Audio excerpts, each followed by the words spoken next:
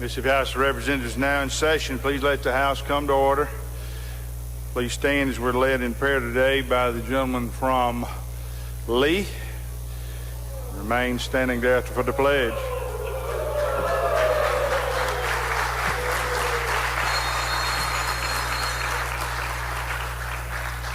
The late Speaker Buddy Newman would say, "Now you cattle boogers be sweet now." We got to be sweet, hadn't we? Thank you for letting me be here today. I think it's my first. No, I came when we honored Mr. McCoy. Actually, I'd come down here to pick up a body, and I didn't even know that was going on, but I made hay out of it. And it was so good to see you then. It's good to see you now. You're doing honorable work, and I enjoyed most every day of my 36 years here. And I express congratulations to my successor, Ricky Thompson, who I hope's doing a good job. If he's not, please call me collect. But you're in a historic day, and I'm glad to be here on this day. Mr. Blackman and I were on that commission in 2001. It wasn't a very pleasant experience, I can tell you. Let's invoke the blessings of the deity. Sovereign Grand Architect of the universe, in Ecclesiastes, you tell us that there is a time and a season for every purpose under the heavens. And today it's time. And we thank you for this group of honorable men and women who make great sacrifices to be here and to make decisions that our children, grandchildren, and great-grandchildren can be proud of. Thank you for this day. Thank you for the right of friendship. God bless America and God bless Mississippi. And thank you for Mr. Speaker, Lieutenant Governor, and the Governor, and bless him. In the name of the Father, the Son, and the Holy Ghost, amen. Please join me in the pledge. Attention, salute, pledge. I pledge allegiance to the flag of the United States of America and to the republic for which it stands, one nation under God, indivisible, with liberty and justice for all. Open the machine, Madam Clerk.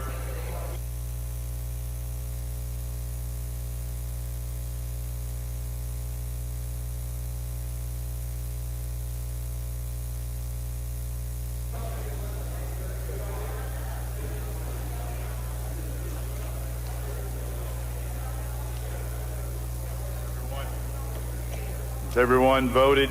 Everyone voted. Close the machine, Madam Clerk. There's a quorum present, Mr. Speaker. Thank you, Mr. Clerk. We'll have the reading of the journal. Gentleman from Rankin moves we dispense with the reading of the journal. All in favor say aye. Opposed, nay. The ayes have it. Report of select committees. We have none, Mr. Speaker. Report of standing committees. We have reports on the calendar, Mr. Speaker. Introductions of bills and constitutional amendments. Gentleman from Lauderdale, Mr. Calvert. Mr. Speaker, I ask for unanimous consent to dispense with the reading of the introductions. Is there objection? Hearing none, we will do that. Resolutions, petitions, memorials, and other papers. We have none, Mr. Speaker. Thank you, Mr. Clerk. This time we'll have the introductions of guests and visitors. Gentleman from Hines, Mr. Bell. Thank you, Mr. Speaker. Ladies and gentlemen, today I have a couple of individuals that are near and dear to my heart that traveled all the way from Atlanta, Georgia today. I have my nephew, Peyton Jones, Stephen Jones on the floor with me. And I also have the star of the family, my niece, Cameron Jones, who has 61 academic scholarships, and 14 of which are athletic scholarships in basketball. That's the point guard of my life.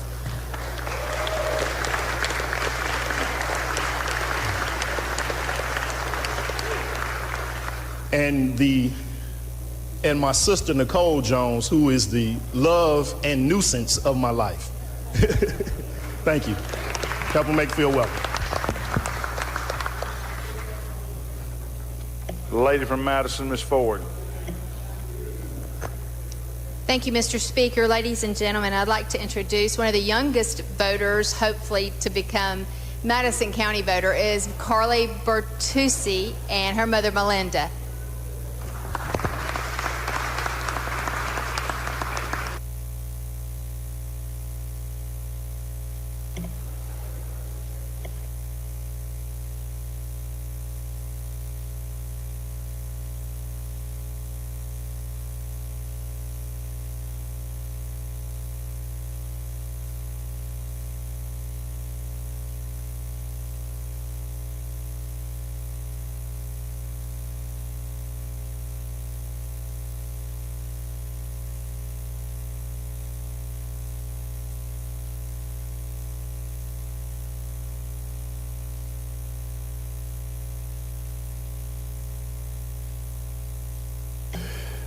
All right, I don't see any other introductions. Trying to help Madam Clerk do her job down here, so I apologize for that. Lady from Harrison, Miss Barnes, what purpose you seek recognition?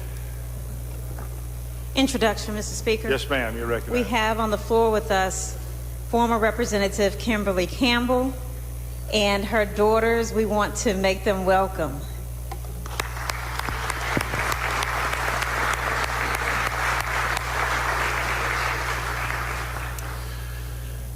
All right, I don't see any further introductions at this time. Ladies and gentlemen, we are waiting on drafting to finish a bill, so we will go to the calendar at this time.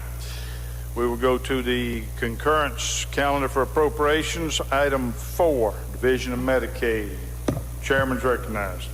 Thank you, Mr. Speaker. Ladies of the House, you heard him. Let's go to item 4.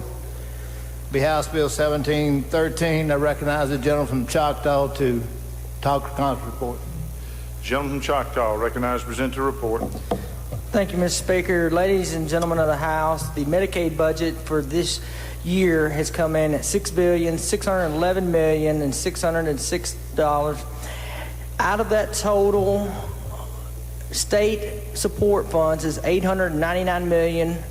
Federal funds is the $5,229,000,000. We did have a 3% cut to the budget of Medicaid, but it is not going to affect it at all. When the coronavirus hit, we had our FMAP, which is our increase in reimbursement, and so that's going to offset the 3% cut that we had to Medicaid. And so basically everything is going to be there in the bill. We deleted some obsolete sections of language in that bill, and we also added 2 part-time permanent positions and deleted 2 full-time permanent positions, but these pens had not been filled, so nobody was laid off. We also gave some authority to the division to increase some federal special fund spending, which in light of COVID will help the agency further go down through this next year. And we also put some additional requirements on the Delta Health Alliance. There was an appropriation of $4.2 million to them.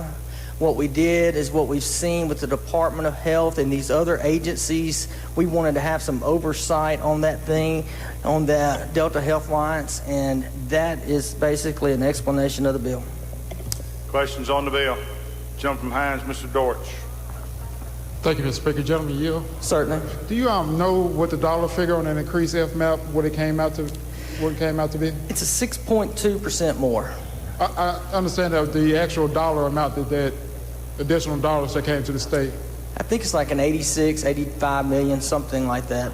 And that's the reason why we were able to get through this next year is on that FMAP increase, sir. Lady from Pearl River, Ms. Wilkes.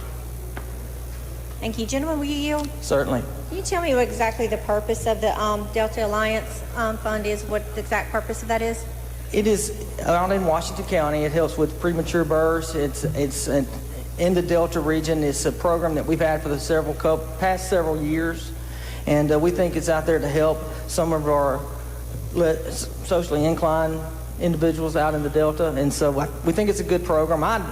This is my first year as a division or chairman of Medicaid, and I do plan on visiting that facility this year and reviewing to see what it's doing, but that's why we have it in there, lady.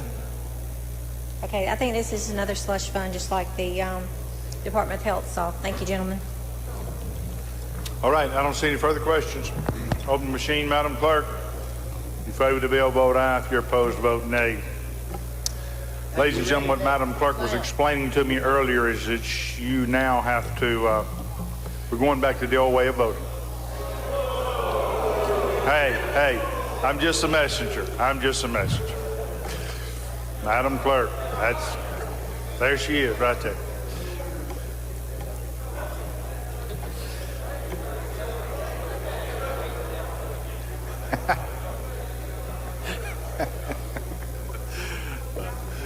All right. Close the machine, Madam Clerk. By vote 104 yeas and 10 nays, the bill passes. We go down to item 5. Item 5, that would be House Bill 1715. I recognize the gentleman from Pike to explain the conference report. The gentleman from Pike, recognized to present the report.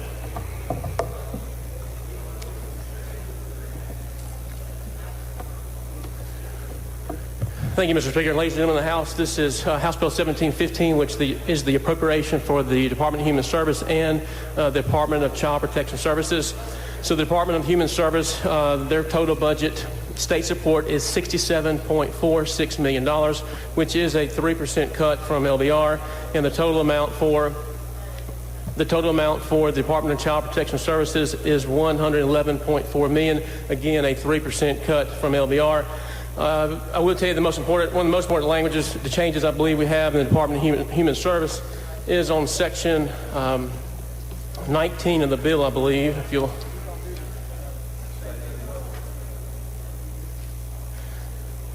Section 20 is very clearly sets out some guidelines dealing with the subgrants for the Department of Human Service. I have met with the new leadership, the team of the new leadership at DHS. They are excited to lead this agency in a different direction. I believe they're competent. I believe they have the right spirit and mind to lead this agency, and they are looking at safeguards for this agency. And so I'm confident with the two new leadership team they have that this agency is headed in the right direction. So that is the explanation of the bill, Mr. Speaker. Questions? Gentleman from Hines, Mr. Dortch. Thank you, Mr. Speaker. Gentleman Yield. Yes, sir. Are there any funds appropriated to DHS to let them do a forensic audit on past TANF spending? I believe, Jim, I met with the team the other day, and I believe they have the funds to do that today. So they have committed they are going to do that. So is there intent to do it this year and make it available to the public? I will say yes, they are doing it. They are going to have the audit this year, and I will legally. I don't know I don't know if legally they are going to present it to the public or not, but I will ask that question. If they've already conducted an audit on TANF spending, wouldn't the legislature encourage them to make that public? Yes, sir. To us? Absolutely. If there's one existing right now that they're not making public? Yes, that is correct. We think DHS should make that public today? I do, yes, sir. Thank you, Judge. Yes, sir. Lady from Jones, Ms. Scott. Will the gentleman yield? Yes, ma'am. Thank you, Mr. Chairman. Mr. Chairman, in the budget book, they had 1,741 positions, actual positions in 19. And I see in this particular budget, they've been reduced by 1,537. But you talked about 2 and 2, I believe. Wasn't that you? Or that might have been the other guy. But can you tell us why Human Services is losing so many positions? Yes, ma'am. I'm told by counsel that either agency is not losing any pins, no reductions. So what we have here in this book is not correct? But they had, where they said they actually had, now this is what this book says, that they actually had 1,741 permanent positions, but I just noticed that it was 1,537 that we're appropriating to. Yes, ma'am. I'm told that there's no reduction in the workforce. Okay. And let me ask you this, Mr. Chairman. You're aware that there is a legislative oversight committee that's in the statute that's supposed to provide oversight for this entity, right? Do you know why that committee is not meeting? No, ma'am, I do not. Would it be in that we're in a situation where we know at least $100 million was stolen, misappropriated, and misused from this agency? Do you not think that it would be important for us to have that committee back up and running so that they can provide oversight, so that the taxpayers of the state of Mississippi will know that their dollars are being used correctly and not, at the spa and, and all these different places, millions of dollars being misused out of these programs? So, lady, I will check on the committee. This is my 9th year to handle the DHS budget and be heavily involved with the agency, and I will check on the oversight committee. However, if you're speaking to all of the allegations that's been in the media about what's happening with this agency, I think all of that would have been above and beyond what a legislative committee could have done. And so, because obviously that is now in the criminal courts, civil courts, and so that's going to be bigger than what we can do. And I'm confident that the legal courts will find that we'll have the right judgment. But gentlemen, you would agree now that if you had the oversight committee, that you would be able to ask them questions about their programs. You could ask them questions about how their monies are being spent. We can always go through DFA to see where they are in their budget. So if we had some legislative oversight, they may not have been able to steal hundreds of millions of dollars. I think you would have to agree to that, wouldn't you? Well, lady, like I said, I will check on the oversight committee. I'm not familiar with it. However, as you know, we can have meetings and make sure they're following our intent all the time, but I will find out, lady. And so the last thing I would say, gentlemen, is I hope that next year when we have our appropriations, particularly in these agencies like Human Services, and from what we're hearing, that Child Protective Services is going to be the next one where the big stink is going to come from, that maybe we could start going back to line item for these agencies, because they have these millions, hundreds of millions of dollars in special funds, and that would give us a little bit of control as to how it's spent and where it's being spent. I hope that you all would look to consider that on next year. Thank you. Thank you, Yes, Mr. Chairman. Thank you. I don't see any further questions. Open the machine, Madam Clerk. Question occurs on the conference report, House Bill 1715. If you favor the report, vote aye. If you're opposed, vote nay. Has everyone voted?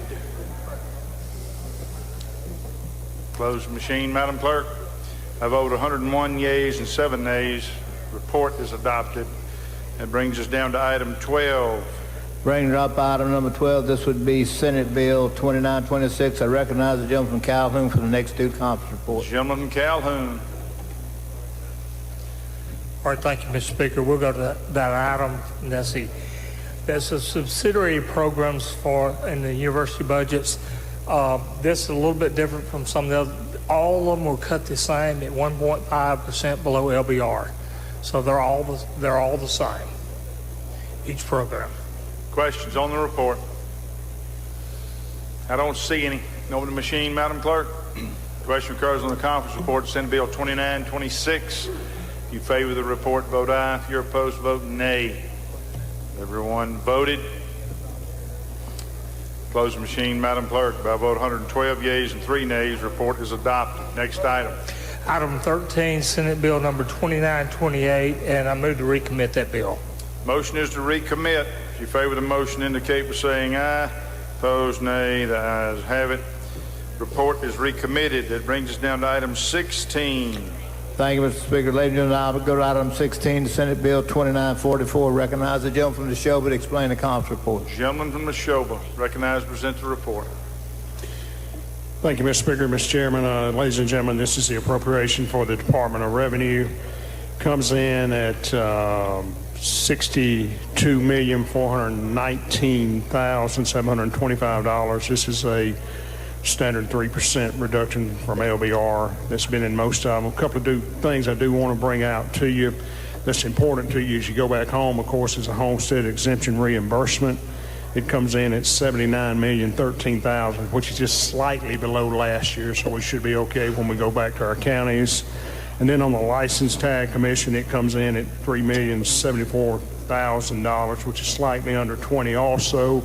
That comes about because of a slowdown in auto sales, but your legislative tag credit, I've been assured by the commissioner, will stay intact back in your counties. And that is a report for the Department of Revenue. Questions on the report? I don't see any. Open the machine, Madam Clerk. Question occurs on the conference report, Senate Bill 2944. If you favor the report, vote aye. If you're opposed, vote nay. Has everyone voted?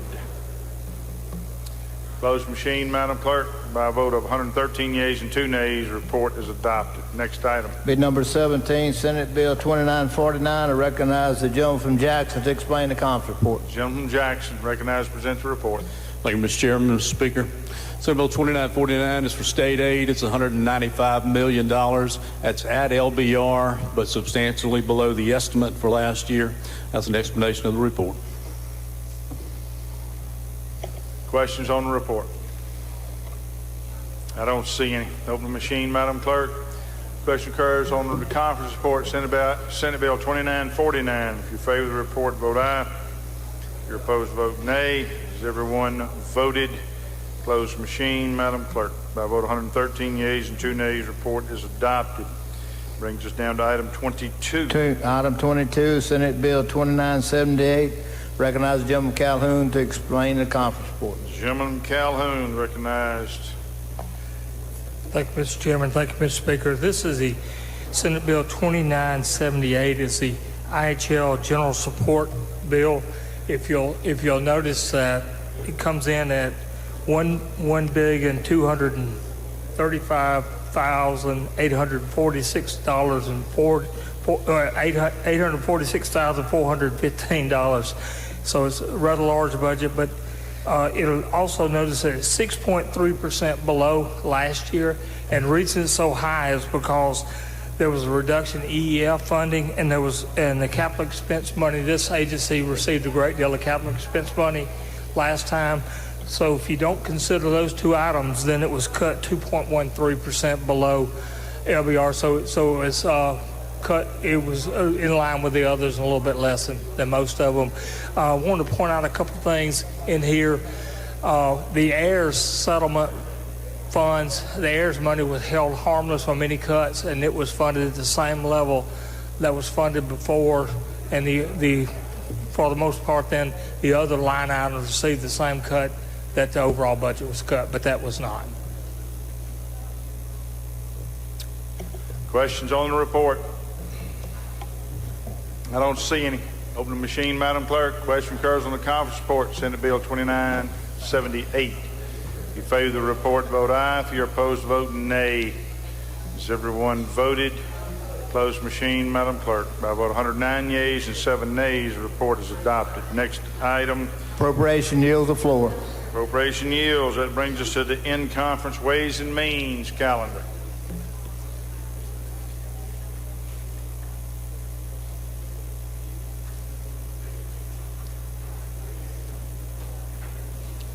Chairman's recognized. Thank you, Mr. Speaker. We would go to item 5, Senate Bill 2253. Let me call that up. You're recognized. 2253 is the resort status bill. This bill has the House position, with the only addition that I'm aware of is an addition that the Senate included for the Lincoln County Brookhaven area. That's an explanation. Questions on the report? I don't see any. Open the machine, Madam Clerk. Question occurs on the conference report, Senate Bill 2253. If you favor the report, vote aye. If you're opposed, vote nay. Has everyone voted? Close the machine, Madam Clerk. By a vote of 101 yeas and 12 nays, report is adopted. Next item. The next item is 6, Senate Bill 2288. You're recognized. The gentleman from Jackson was going to handle it, but I don't see him, so I'll be glad to do it. This is our motor vehicle tag bill. Representative Zuber has been working on this year, and I don't see him now. There he is. But we're going to go ahead and pass it. To my knowledge, all the tags that made requests are in the bill, but I would ask you to take a look at it, and if you have one that should have been in there that's not in there, let me know, and then after we pass it, we can bring it back up and reconsider it if we need to. But my understanding is that everything is there. Questions on the report? I don't see any. Open the machine, Madam Clerk. Question occurs on the conference report, Senate Bill 2288. If you favor the report, vote aye. If you're opposed, vote nay. Everyone voted. Everyone voted. Close the machine, Madam Clerk. By a vote of 113 yeas, 0 nays, report's adopted. Ways and Means yields the floor. Gentleman from Marshall, Mr. Faulkner, what purpose you seek recognition? Introduction, Mr. Speaker. You're recognized.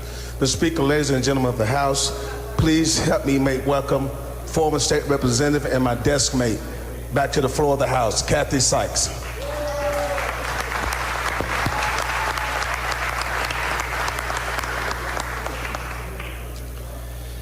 All right, that brings us down to the in-conference general bills. First one I notice is item 5, Judd B.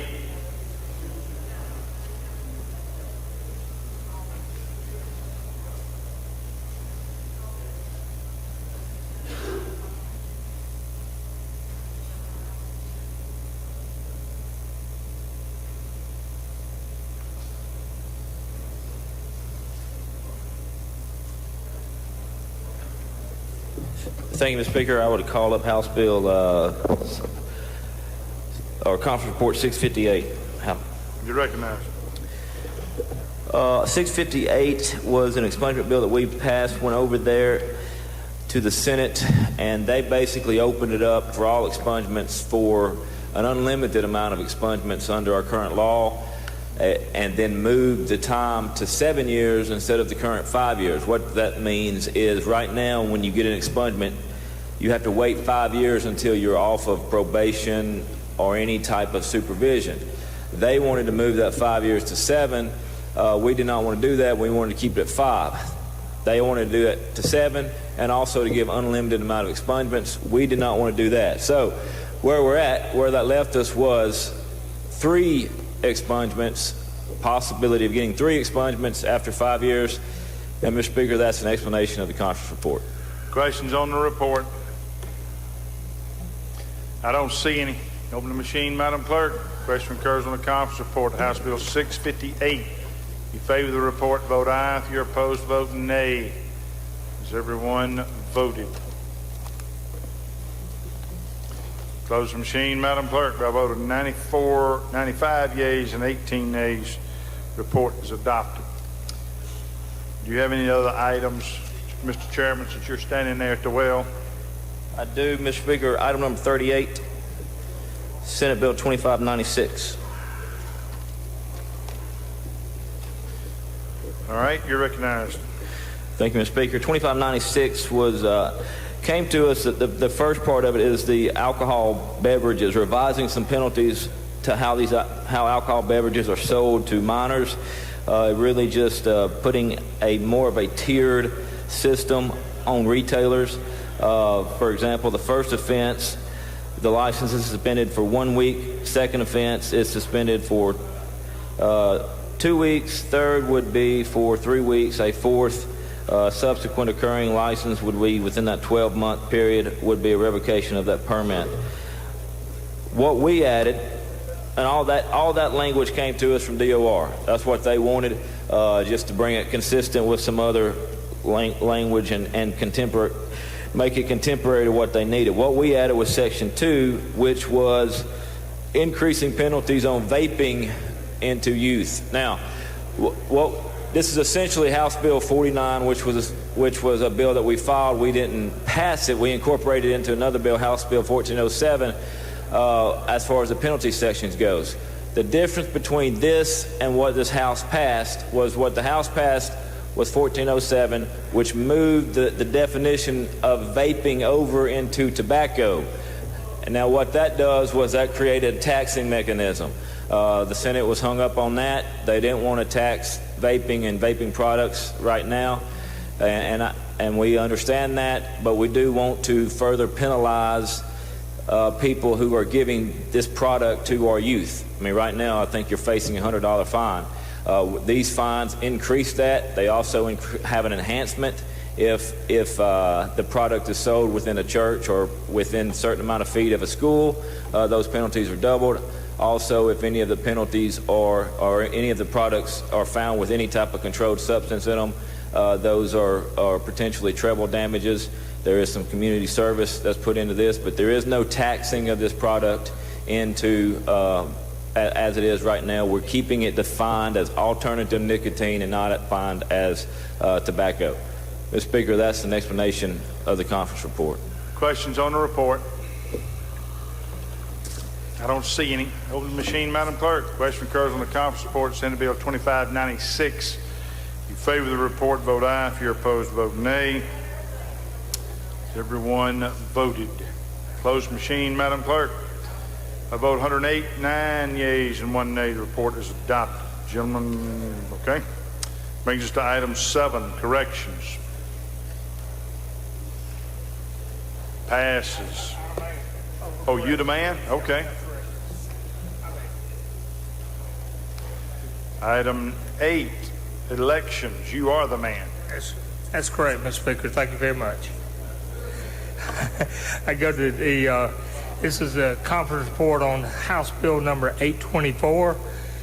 This is very similar to the bill that was passed in the House that adds, where we added a language where you would be paid to $150 for all the elections, the primary and runoff. We just added primary and runoff. What the Senate did was they added a language in to provide for the $50 a day for the hazard pay, to authorize that if we receive that from the federal government, it authorizes them to pay the people who work at the elections the $50 a day extra. And that is all the bill. That's all the bill does. Questions on the report? I don't see any. Open the machine, Madam Clerk. Question occurs on the conference report. House Bill 824. If you favor the report, vote aye. If you're opposed, vote nay. Has everyone voted? Close machine, Madam Clerk. By vote 114 yeas and 2 nays, report is adopted. Brings us now to item 17, transportation.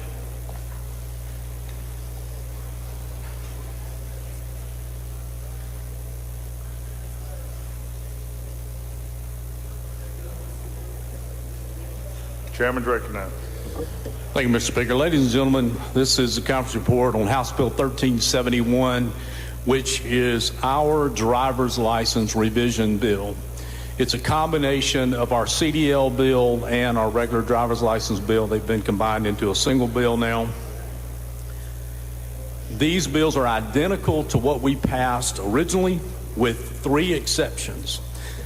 In the CDL bill, the certified third-party examiners that we put in there cannot be direct employees of trucking companies. It's only changed to that part.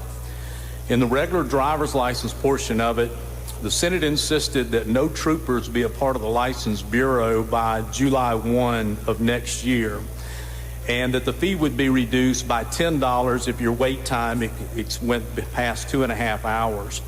I cleared these things with Commissioner Tyndall. He is in agreement with both those things. That will not go into effect for a year as well, or 6 months, 6 months as well. And that's an explanation of the conference report.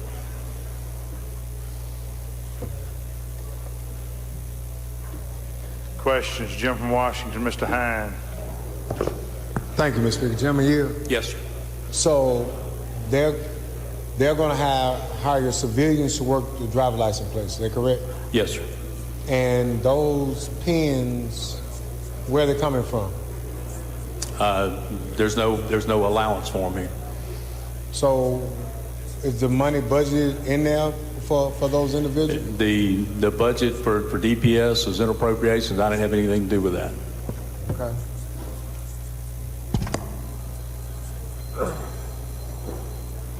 All right, I don't see any further questions. Move it out. Open the machine, Madam Clerk. Question occurs on the conference report, House Bill 1371. If you favor the report, vote aye. If you're opposed, vote nay. Has everyone voted? Close machine, Madam Clerk. By vote 116 yeas and 0 nays, report is adopted. Brings us to the next item, workforce. Item 18, Chairman's recognized. Thank you, Mr. Speaker. I'd like to call that up and for adoption of the conference report. You're recognized. Thank you, Mr. Speaker. Ladies and gentlemen of the House, House Bill 1387 has completely changed. We did a strike all and put the original language of the workforce development bill into it.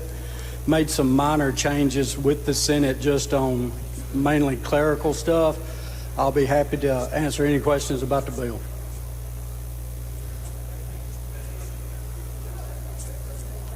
Questions on the report? I don't see any. Open the machine, Madam Clerk. Question occurs on the conference report to House Bill 1387. If you favor the report, vote aye. If you're opposed, vote nay. Has everyone voted? Close the machine, Madam Clerk. By a vote of 114 yeas and 0 nays, report is adopted. Next item, number 21, elections.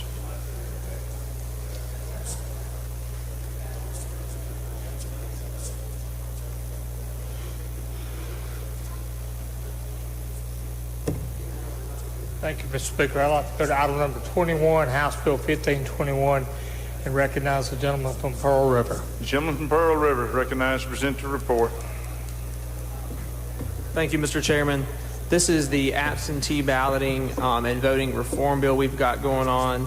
This bill makes a couple of changes to the absentee voting process. For one, it makes the absentee vote the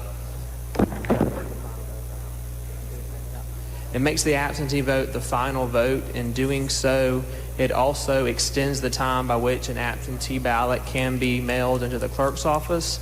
So under this bill, as long as your ballot is postmarked on or before Election Day, it can come into the office for 5 days following the Election Day. In addition to that, it extends for 2020 due to coronavirus issues the time when you can vote absentee in office. So the Saturday prior to the election, the deadline will be at 5 p.m. It is currently at noon. In addition to that, there are an additional excuse provision added for those who are under a physician-imposed quarantine due to COVID and those who are caring for someone related to them under physician-imposed quarantine. So if you're under those, if you're doing that, then you can claim the excuse for a temporary disability. And that is the shortest possible explanation of this conference report.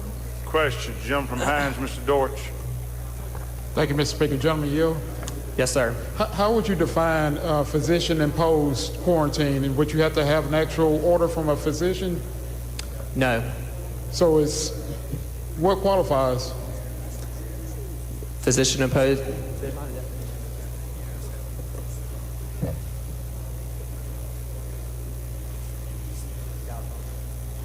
Yeah. So the definition just says physicians imposed, but scouts honor pretty much. So if I feel like I have symptoms, if you think you're under a physician imposed quarantine and you can sign the affidavit saying so, then even if I haven't been to a doctor or had a test, I guess the voter will have to make that judgment whether or not they think it's a physician imposed quarantine. So who's going to decide whether it's the local clerk? Every clerk's going to decide what physician imposed means? Or the voter will decide what the physician imposed is using the application. They'll click their excuse and sign it.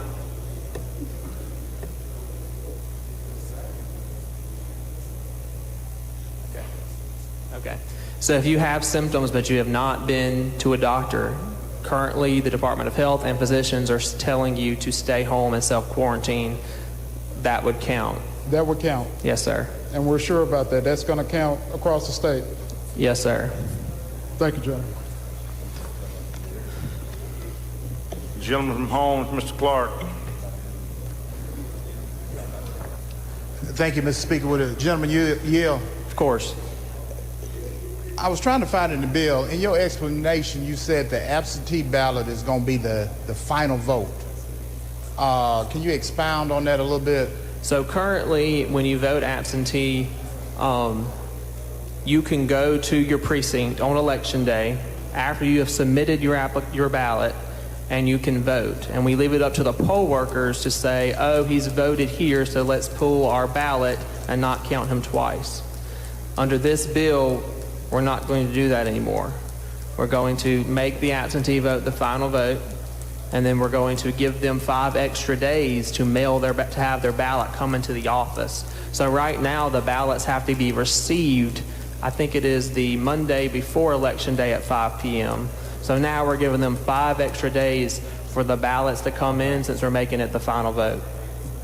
So right now, you have to have the ballot back. Is that correct? The ballot has to be back before Election Day, regardless of when it's postmarked. All right. So you could actually vote absentee at you could get a ballot and vote absentee on election day, take it to the post office and mail it. As long as it's in within 5 days, it counts. Okay, thank you, gentlemen. The gentleman from Lee, Mr. Aguirre. Thank you, Mr. Speaker. Will the gentleman yield? Yes, sir. So I was just wanting to get a little clarification on what you just said. So just a little clarification on what you just said. So right now you could get an with this piece of legislation, you can get an absentee ballot, fill it out, postmark it election day, also go vote at your polling place and mail it so you can vote twice. No, because whenever your ballot comes in and is processed by the clerk, if you vote on election day, the poll books would have registered you have already voted, so your ballot will be rejected. Okay, thank you. You're welcome. The lady from Pearl River, Ms. Wilkes. Thank you. Gentlemen, will you yield? Yes, ma'am. So did you say the envelope has to be postmarked on election day? On or before election day. Okay, but you'll receive it 5 days, but it has to be posted on there. Yes. So actually, okay, thank you. Yes, ma'am.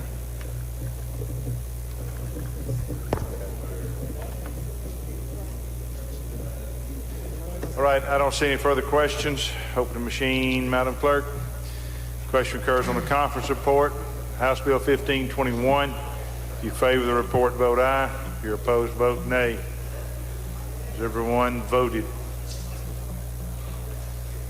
Closed machine, Madam Clerk. By a vote of 97 yeas and 13 nays, report is adopted.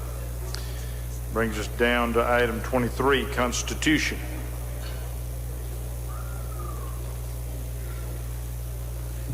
Thank you, Mr. Speaker. I'm going to go to item 23, HCR 47. Call it up. You're recognized to present the report. All right, I'm going to let the gentleman from Calhoun handle the bill. The gentleman from Calhoun recognized to present the report.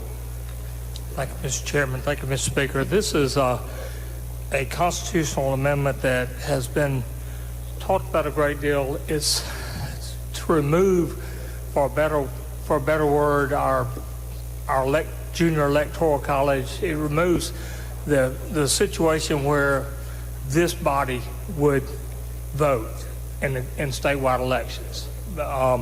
So currently, you know, that there's a possibility of that happening. That hasn't happened for most of our tenure here, but it has.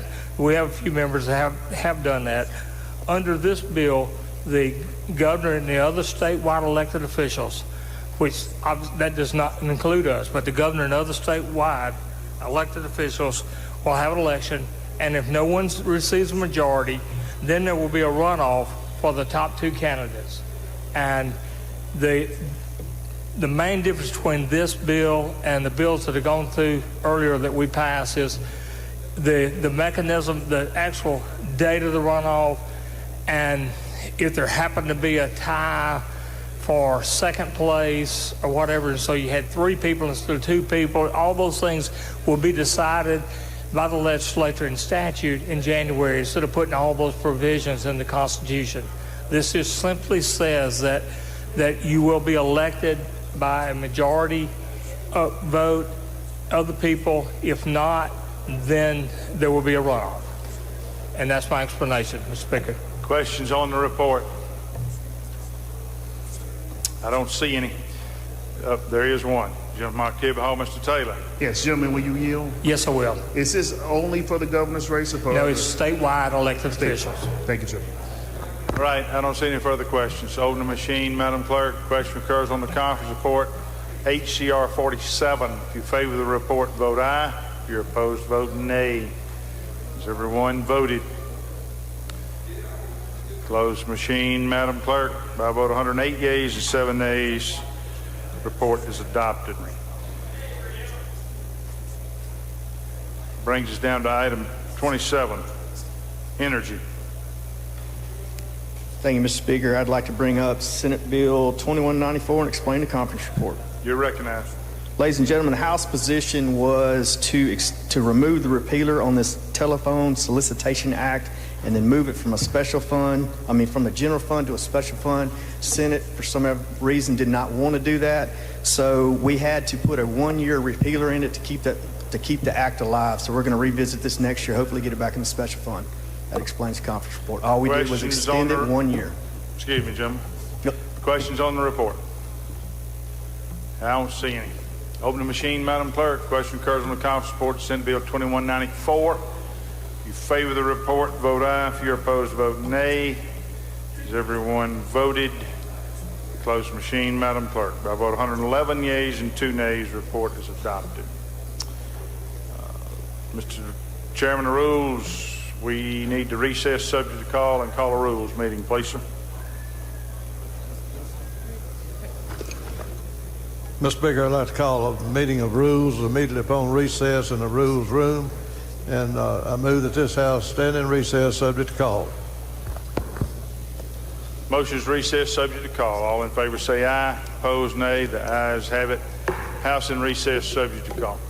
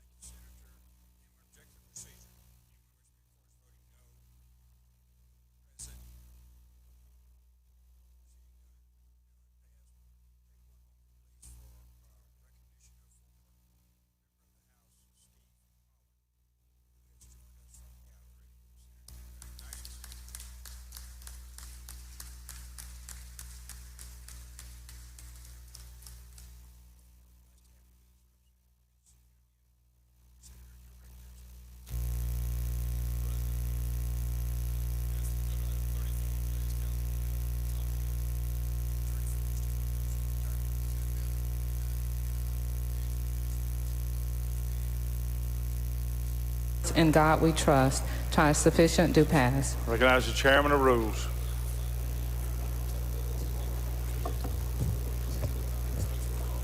Thank you, Mr. Speaker. I'd like to go to House Bill 1796, call that up, and make the usual motion. Gentleman calls the bill up, moves that the rules be suspended. Bill considered engrossed, read the third time, placed on final passage. All in favor say aye. Opposed, nay. Ayes have it. Gentleman's recognized. Mr. Speaker, I'd like to recognize the gentleman from Holmes to explain the bill. The gentleman from Holmes recognized to present the bill. Thank you, Mr. Chairman, Mr. Speaker, and ladies and gentlemen of the House. Historic day in this body yesterday.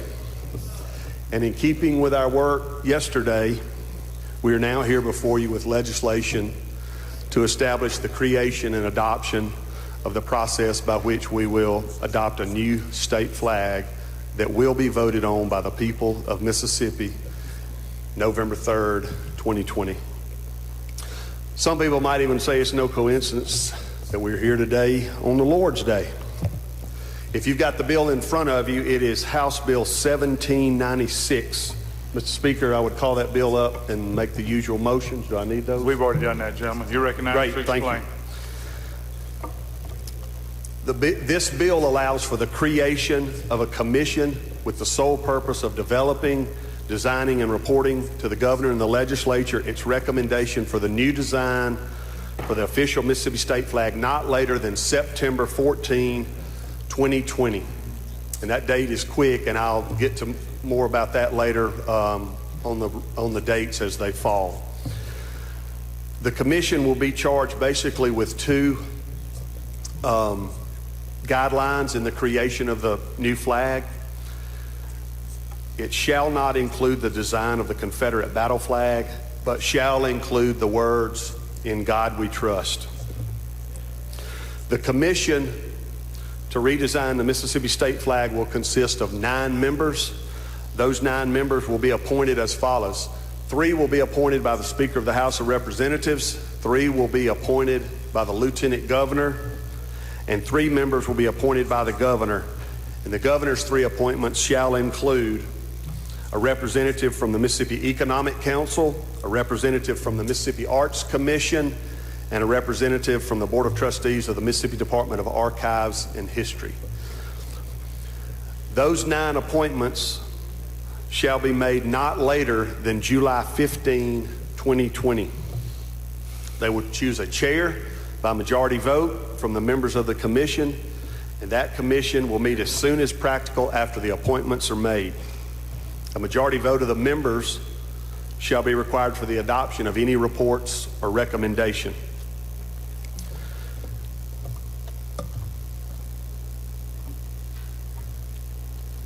Again, the only 2 stipulations to that committee is the new design shall not include the design of the Confederate battle flag and shall include the words, "In God We Trust." That commission will make a written recommendation for the new design for the official Mississippi state flag to the governor and the legislature not later than September 14, 2020. In section 2 of the bill, starting on line 96, if you're following along, it sets forth a statewide special election for the purpose of determining whether the new design that the commission brings forward is to be adopted. That will take place on Tuesday, November 3rd, 2020. The ballots that our voters see in November of this fall, there will be a space there and a ballot there that will include the new design of the flag, and voters will have the opportunity to vote yes or no on the issue, on that particular design. If a majority of the qualified electors voting on the question, in other words, of the people that actually vote on that issue on the ballot, that design must receive a majority. If that design receives a majority vote of the voters weighing in on it, then when the legislature comes into session in January of 2021, we would ratify that majority vote, and the flag would become the new state flag of the state of Mississippi. In other words, it's still got to have a statute once it is confirmed. If a majority of qualified electors voting that day vote no on the new design recommended by the commission, then the commission would go back to work, would come up with a new design, and would report those findings to this legislature during our spring legislative session in 2021. That design would then be on the next November of 2021 on a special election ballot for that purpose.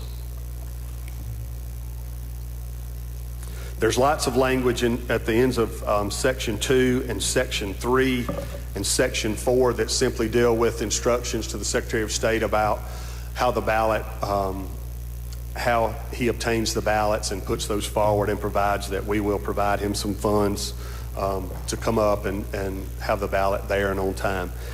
He needs that ballot by September the 14th. He needs our design by September 14th so it can be on the ballot and available to folks voting in the fall general election. Section 5 of the bill is the section of the bill, and that starts on line 199. It is the section of the bill that repeals Code Section 3-3-16 of the Mississippi Code of 1972, which provides for the current design of the official flag of the state of Mississippi. And Section 5 states that said code section shall stand repealed upon the passage of this act. Section 6 provides for, upon the effective date of this act, in other words, if this bill passes both chambers and becomes law as it's written here before you now, and the governor signs it, it directs the Department of Archives and History to immediately develop a plan for the prompt, dignified, and respectful removal of the former official Mississippi state flag described in Section 3-3-16 of the Mississippi Code. And the removal of the flag shall take place not later than 15 days from the effective date of this act. And as Section 7 says, it shall take effect and be enforced from and after passage. Mr. Speaker, that is a brief explanation of the bill. I'd be glad to yield to any questions. Questions? Gentleman from Smith, Mr. Tullis. Will the gentleman yield? Yes, gentlemen. Gentlemen, it's my understanding that on the November ballot there will be one flag that the commission comes up with. Is that correct? That's correct. If it doesn't receive a majority, then it will be on the ballot for the following November, which would be November 2021. That's correct. What if a majority is not received on that date? It would keep kicking. Okay. Keep kicking back to the legislature. Okay. So the voters will just have a choice of a vote for one flag. Is that correct? That's correct. They have a yes or no vote on the design that's presented to them. Does this bill give the voters an opportunity for a write-in vote as far as a flag? It does not. The bill shows you exactly how the ballot will look. Okay. It's a yes or no question. So what happens if we never get a majority of the voters to pick a flag? Under this bill, we would never have a state flag. Why don't we just, since what we did yesterday, why don't we just come up with the design and the legislature vote on the flag instead of putting it to the vote for the citizens? Because lots of people, such as yourself, wanted the citizens to weigh in on it. Yeah, we wanted to weigh in on the current flag. I'm glad. And a change. I appreciate your position. That is not the position of this body here today that you're a part of. And I understand that. Good. And I'm not trying to be argumentative with you. Me either. Me either, but yes, you know where this is going. Well, but my question is, and it has nothing, we're just giving the voters one flag to vote on, and it can continue forever. Yes. Okay. You understand it. Okay, thank you. Gentleman from Hines, Mr. Brown. Gentleman, yield. Yes, sir. Mr. Chairman, did you perhaps consider a special election prior to waiting a whole year to do it again? The enthusiasm could die down. People could be discouraged for various reasons. Is there any consideration perhaps for a special election if it does not pass the first time? Gentleman from Hines, that was considered, and I would submit to you that we will be in session in January if the design that the commission puts forward does not receive a majority vote. the commission would come up with another design that they would bring forward to the legislature when we're in session next spring, that we could at that time possibly act to move it to a sooner date. Yes, sir. But it's not in this bill, but we could certainly act accordingly. Gentleman from Harrison, Mr. Haney. Gentleman Yale, Yes, sir. this commission that's being appointed, they can set their own guidelines up. There's nothing in this, we can't pull it up. There's nothing. I guess my question, can they go out and get input from citizens so the citizens feel they'll be involved in giving them choices? Yes, gentlemen. I'm sorry you can't pull it up. Yeah. It begins on line 67. The commission shall have the following functions and duties: to hold regular public meetings when and where it sees fit, to receive written public comment, to collect, examine, and consider all information determined to be helpful in making a recommendation for the design of the new flag, to consult with experts, representatives of organizations and associations, and others whose knowledge or expertise may assist the commission in making the decision. They may also make inquiries and conduct any business that may assist the commission in developing the new design of the flag, only with the two stipulations that we've put upon. Sounds good. Thank you, gentlemen. Thank you for your question. I should have made that more clear in front of you. All right. Gentleman from Harrison, Mr. Felsher. Gentleman from Prentice, Mr. Arnold. Thank you, Mr. Speaker. Gentleman Yield, friendly question. Yes, sir. Let's say we pass this piece of legislation, goes into effect, we have a flag with "In God We Trust" on it. Okay, at that point in time, is there any protective measures to keep "In God We Trust" on it? Someone coming back and trying to change the flag again. That's simply what I'm asking. It could be that any flag that this legislature adopts by statute could certainly be repealed by statute by this legislative body in the same manner. Lady from Jones, Ms. Scott. I have an amendment at the proper time, Mr. Speaker. Okay. Gentleman from Mitawamba, Mr. Boyd.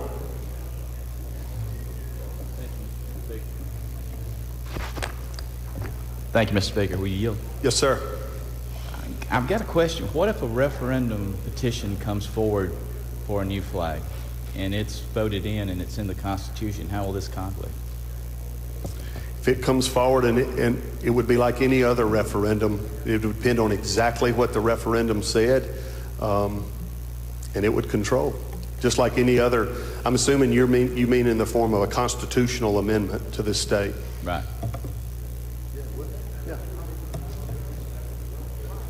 Yeah, the Constitution would control. You're correct. Okay. Thank you, sir. All right. I don't see any further questions. Lady from Jones indicates she has an amendment. I recognize her for an amendment.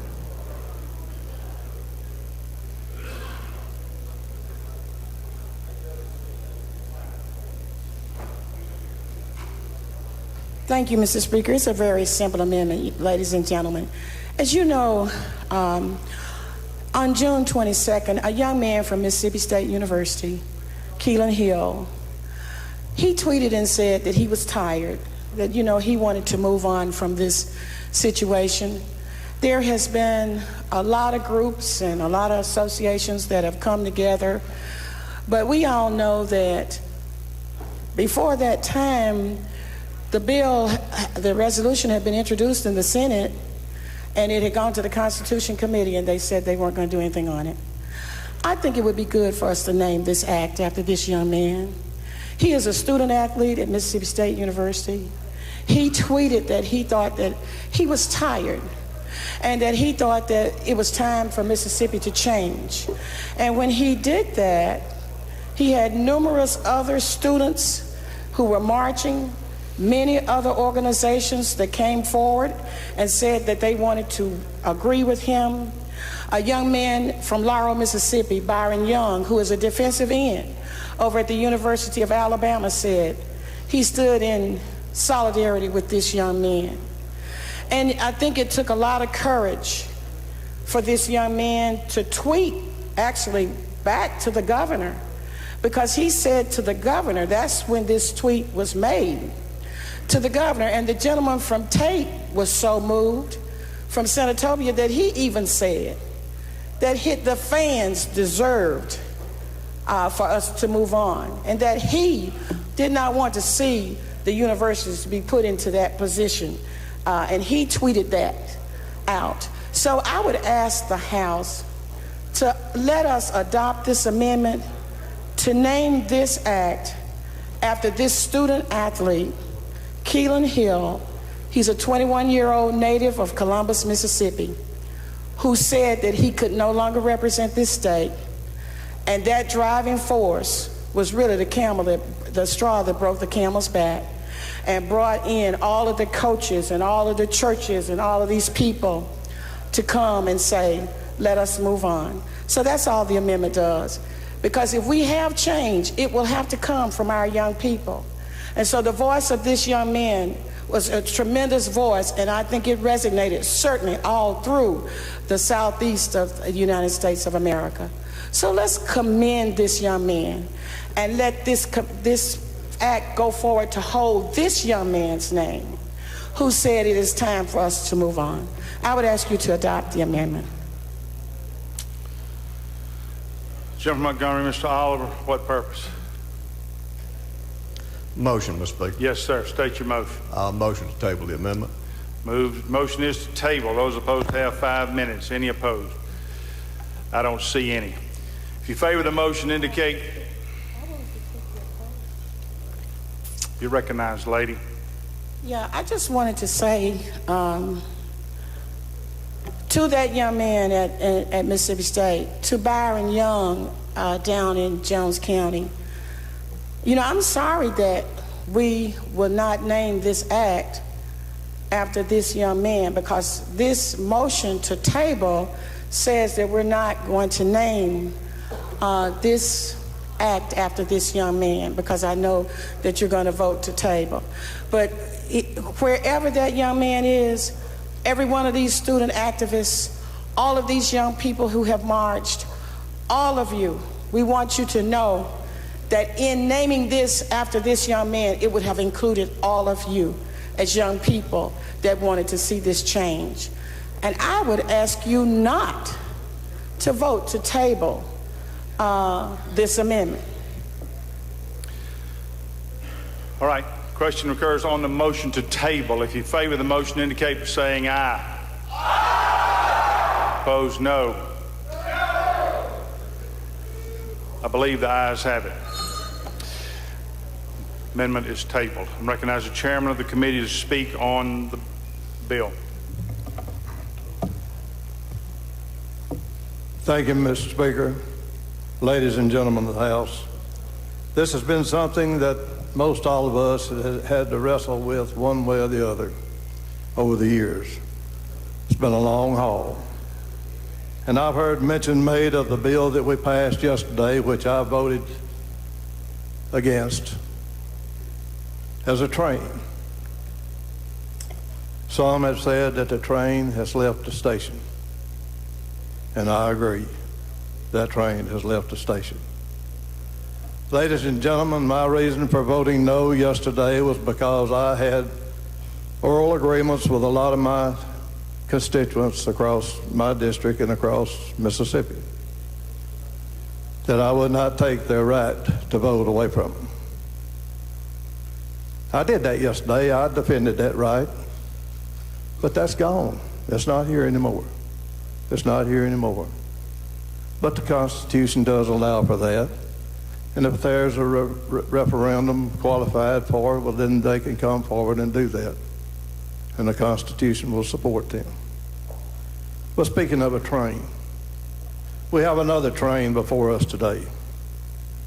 And as I looked at this last night and I weighed this and I prayed, I left my wife crying on Monday when I left. She knew that I was torn in the vote that I was about to cast.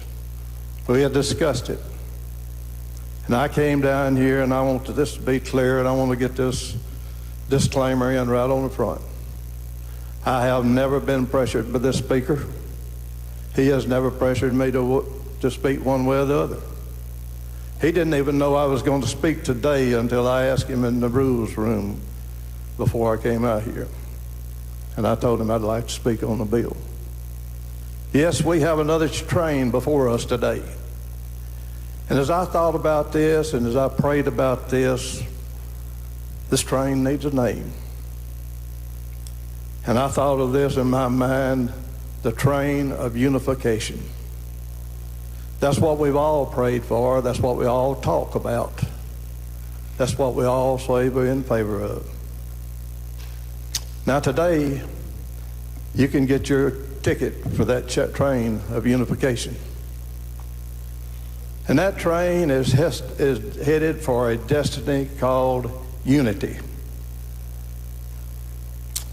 I don't know about you today, but I want to be one of the first ones to get my ticket punched green up here to be on that train.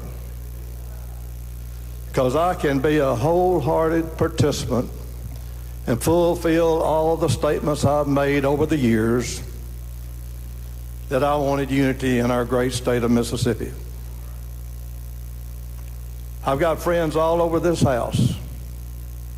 I have garnered some of the best friends that I have ever made in my 79 years on this earth, right here in this chamber. I love each and every one of you. I admire you.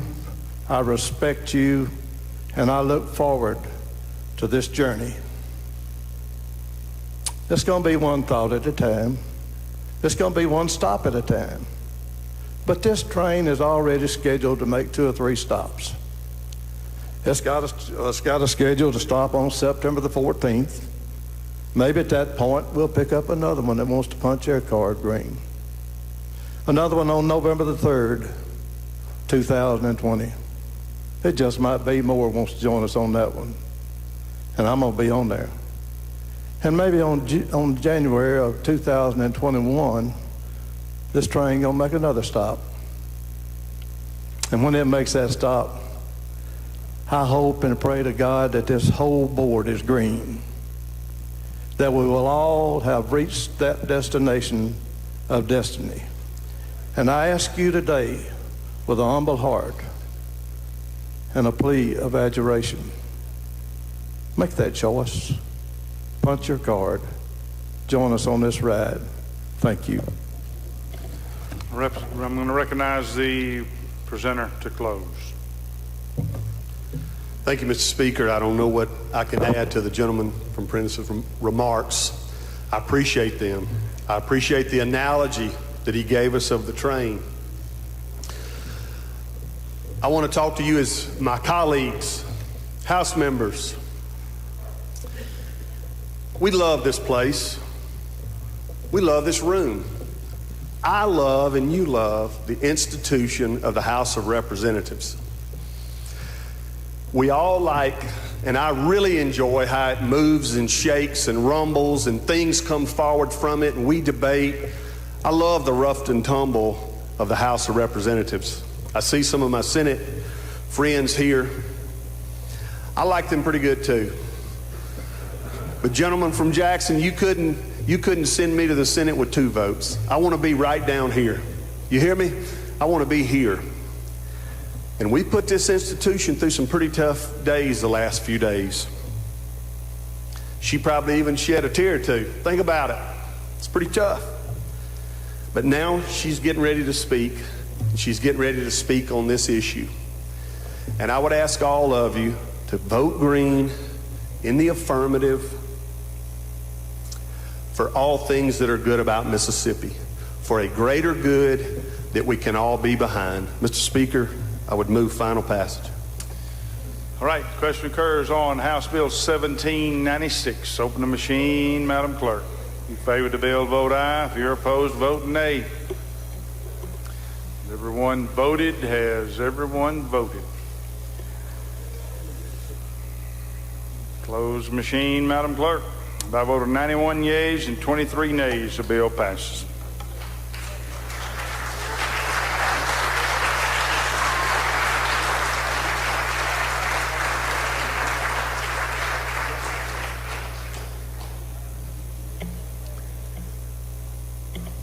Is there a request for immediate release?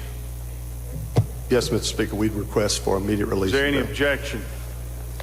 Hearing none, we will do that. Announcements, Mr. Clerk. Announcements, Madam Clerk.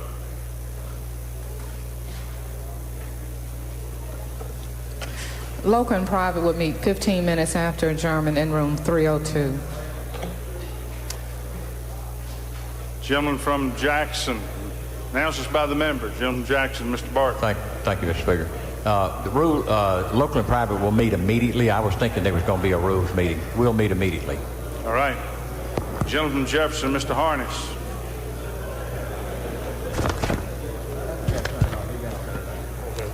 Hello, Mr. Speaker. I would like to hold Senate Bill 2929 and Senate Bill 2931 on motion.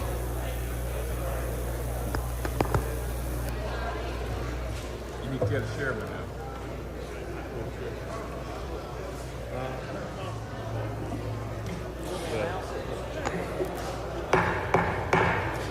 Please maintain order. We're not done yet, ladies and gentlemen.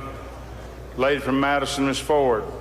Just make sure. Speaker, I would like for everyone, I'm so sorry, I'm just now doing this. And in the North Gallery, we have our very own Douglas Laughlin's mother and father, Doug and Ernie, oh my goodness, Strahan. And they're my constituents, and I just wanted to welcome today. So glad y'all are here.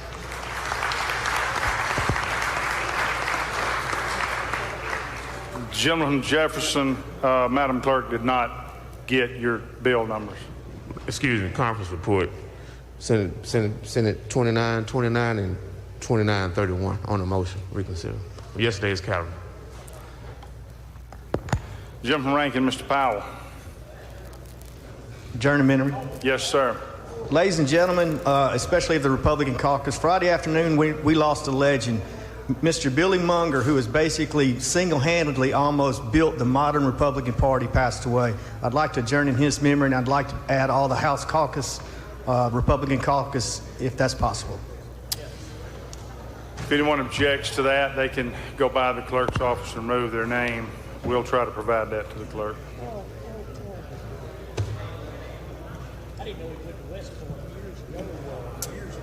Lady from Hines, Ms. Foster. Thank you, Mr. Speaker.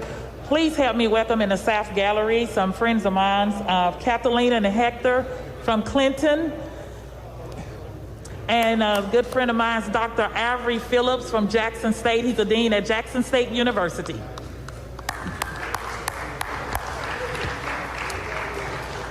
Gentleman from Hines, Mr. Brown. Oh, close in memory, please. Yes, sir. Ladies and gentlemen of this chamber, we lost a true civil rights pioneer last week, and Dr. Robert L.T. Smith. If you haven't read about his history, I encourage you to do so. He was one of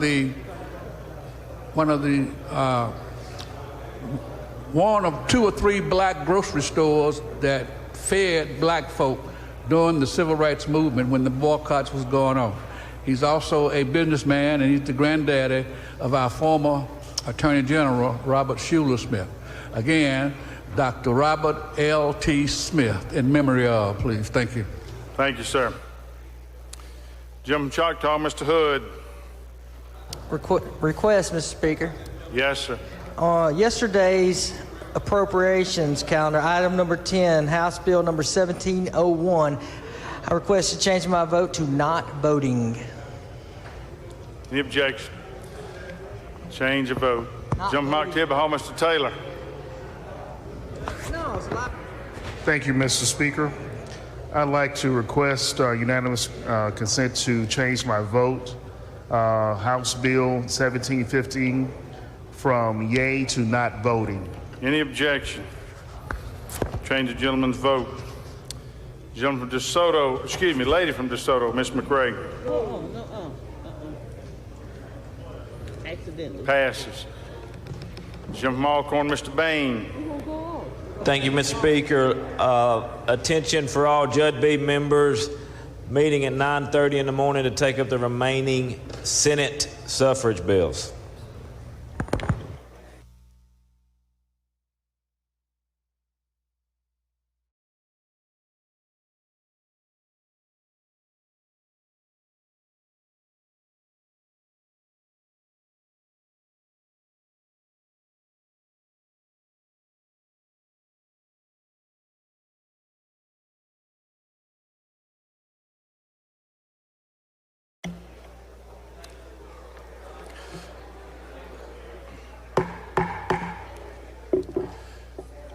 Ladies and gentlemen, I'm informed there may be one more item we have to tend to. So I'm going to finish these introductions, and I need a motion to recess subject to call, Mr. Chairman. Lady from Harrison, Ms. Crawford. Mr. Speaker, I'd like to ask unanimous consent to change my vote on today's calendar, HCR number 47, from no to yes. Any objection? Change the lady's vote. Jump from Prentice, Mr. Arnold. Thank you, Mr. Speaker. Request, please. Yes, sir. Item 21 on today's calendar on the in-conference general bills, House Bill 1521. I'd like to be voted from yes to no. Any objection? Change the gentleman's vote. Jump from Pike, Mr. Porter. Passes. Lady from Madison, Ms. Ford.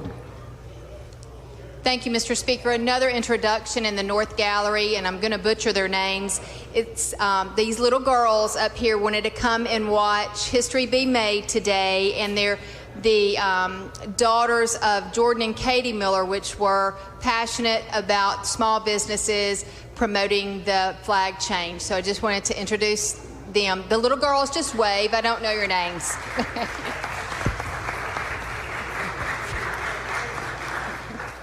All right, need a motion to recess subject to call, gentlemen. Mr. Speaker, I move the House stand in recess subject to call. Excuse me, lady from Hines, what purpose you seek recognition? Well, I guess I need to wait. I was going to do a join in memory. Do I need to do it now or You later? can do it now, lady. Okay, thank you so much, Mr. Speaker.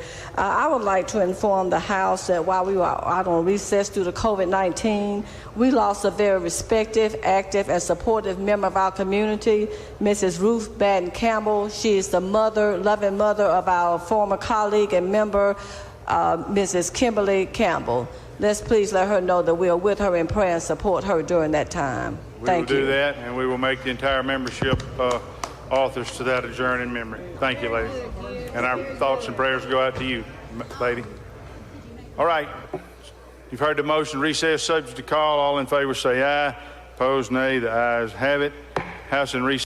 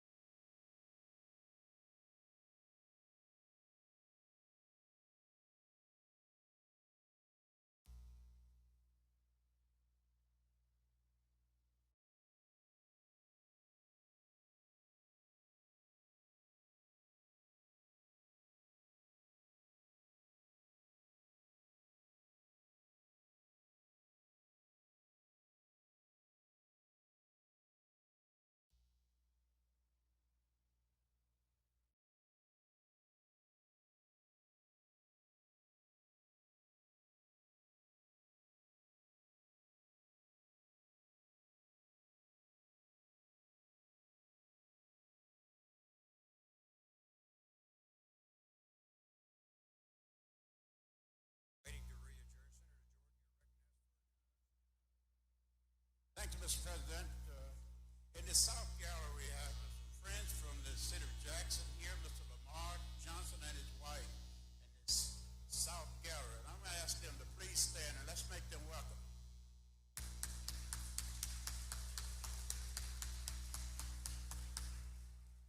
Thank you very much, Mr. President. Thank you. Thank you, Senator Jordan.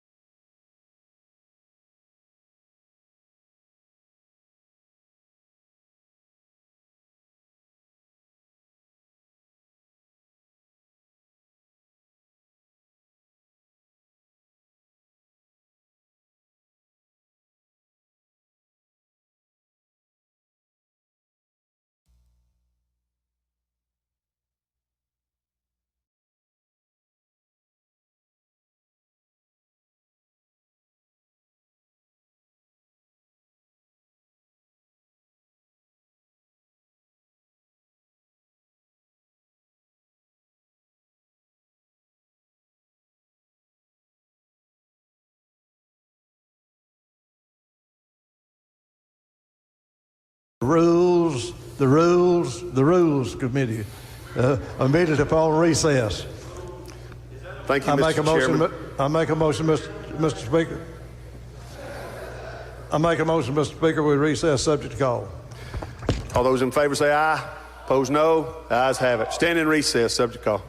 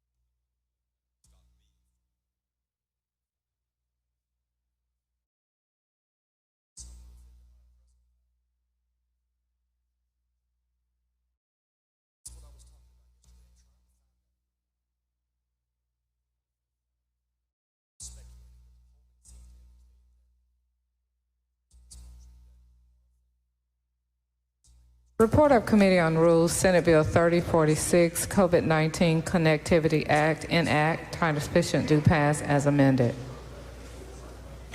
All right, recognize the Chairman of Rules.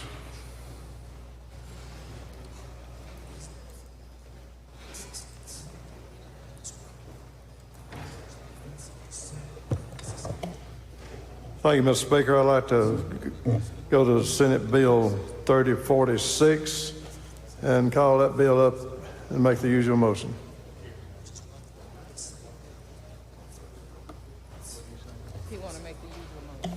Gentleman calls the bill up, moves the rules be suspended, bill considered and gross read, the third time placed on final passage. All in favor say aye. Opposed, nay. The ayes have it. Gentleman's recognized. Okay. I'd like to yield to the gentleman from Neshoba to explain the bill. Thank you, Mr. Chairman. Mr. Speaker, we do have a strike all. I move to adopt it.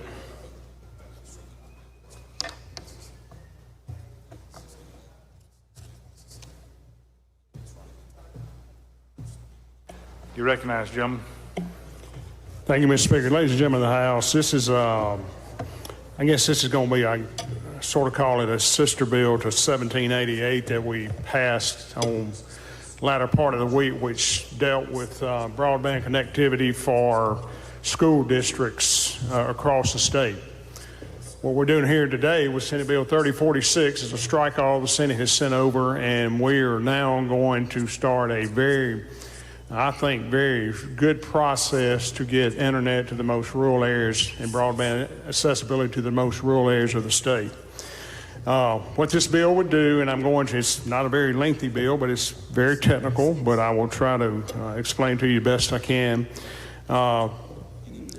When we came down here after our break from COVID-19 and came back, and we were directed in working groups to identify pots of money where we could expend COVID funds. Well, broadband accessibility was one that I really wanted us to look at, and the Speaker was gracious. The Speaker's office was gracious in allowing me up to $125 million. We expended $50 million of that last week in 1788, and I'm bringing it to you today, the other $75 million. But the good part about this is we are going to be able to match that $75 million with private money to make it another $75 million, where we can put $150 million into broadband access across the state. $65 million of this match money is coming from the electric co-ops. They have stepped forward and said that we will provide $65 million if y'all will grant us $65 million through an application process. It does not preclude any co-op in the state from applying for any of this grant money through a primary application or through a secondary grant application. Any co-op can do it. There are some co-ops who are more poised than others to begin this process, but it's just hard to turn our backs to $130 million of broadband deployment.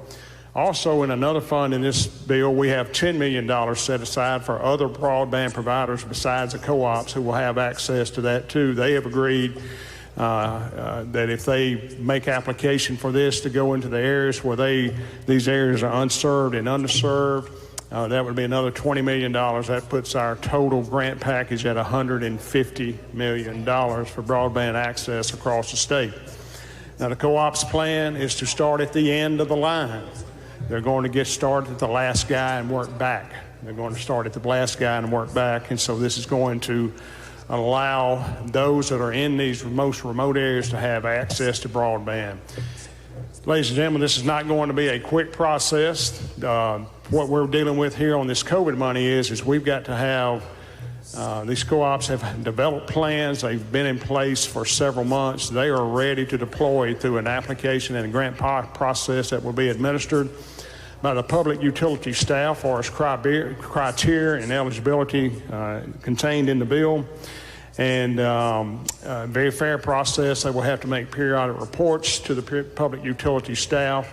There is a provision in here that each co-op that applies, or each entity, other broadband provider that applies for any money, they will pay 0.5% of their own money to the public utility staff to cover the cost of the public utility staff having to do all the research and look at the criteria and grant application for that. So At the end of the day, we have an opportunity today to put $150 million more into broadband accessibility across the state of Mississippi.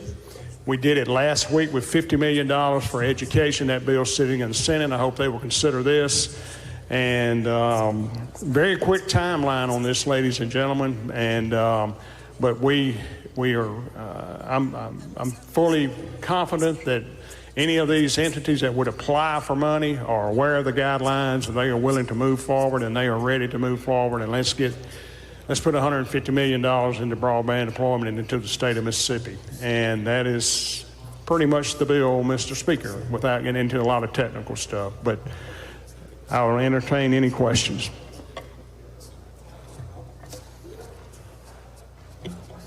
Any questions? Gentleman from Tishomingo, Mr. Carpenter.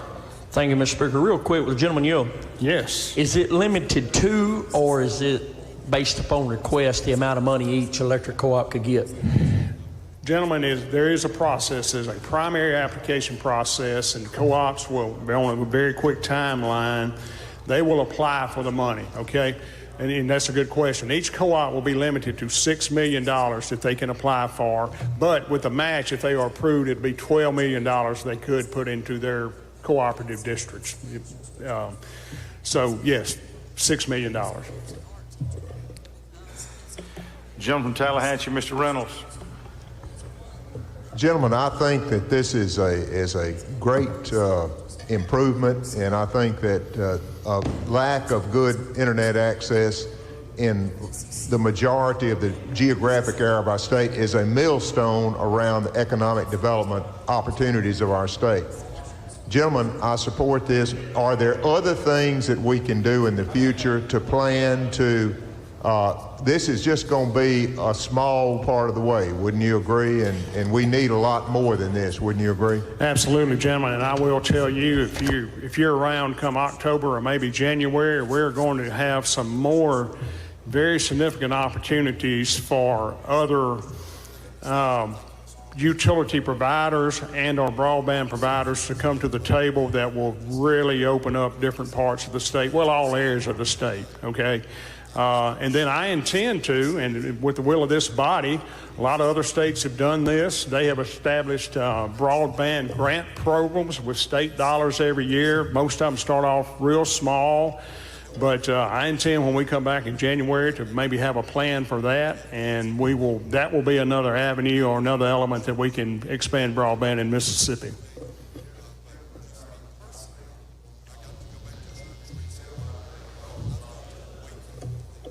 Hang on, Mr. Gentleman. Try it now. I think both of our political parties have endorsed broadband internet access improvements in their platforms this year. So hopefully both that can become a reality, more help from the federal level as well. Stay in the cab with me, and I'm not going to put any more money on the meter, sir. Gentleman from Hines, Mr. Dortch. Thank you, Mr. Speaker. Chairman Yield? Yes. I just had a quick question on the $10 million outside of the money that's available for co-ops. Right. Will they focus on the areas like rural Hines County where there isn't a co-op? Gentlemen, they would be, the language stipulates that it would be unserved or underserved areas as determined by FCC census blocks. So yes, absolutely. If you had a broadband provider that had a desire or had infrastructure close to parts of rural Hines County, and the criteria, they met the criteria of a grant when they applied for it, is determined by the FCC census block, absolutely. Thank you, John. The gentleman from Rankin, Mr. Newman. The gentleman yield? Yes. I hate to ask a stupid question, but how do you go to the end and come back? Well, they've made a commitment. They've made a commitment, and I will tell you that it's an expensive commitment, and they're going to pass. They're going to pass when they start at the end. They're going to pass a lot of houses that would be potential customers, but they have made a commitment that guy at the end of the line who will never have or probably have very remote or very limited access, they've made a commitment. They're going to start there and work back. And, gentlemen, I believe what they're doing. The co-ops have always kept the lights on and done the things that they needed to do. And I'm excited about them, and I'm excited about these other broadband providers having the opportunity to bring broadband access to the state, to the rural areas of the state and unserved and underserved areas. All right, I don't see any further questions. Question occurs on the strike all. If you favor the strike all, indicate by saying aye. Opposed, nay. Ayes have it. Strike all is adopted. Anything further on the bill? Move final passage. Mr. I don't Speaker. see any questions. Open the machine, Madam Clerk. Question occurs on Senate Bill 3046. If you favor the bill, vote aye. If you're opposed, vote nay.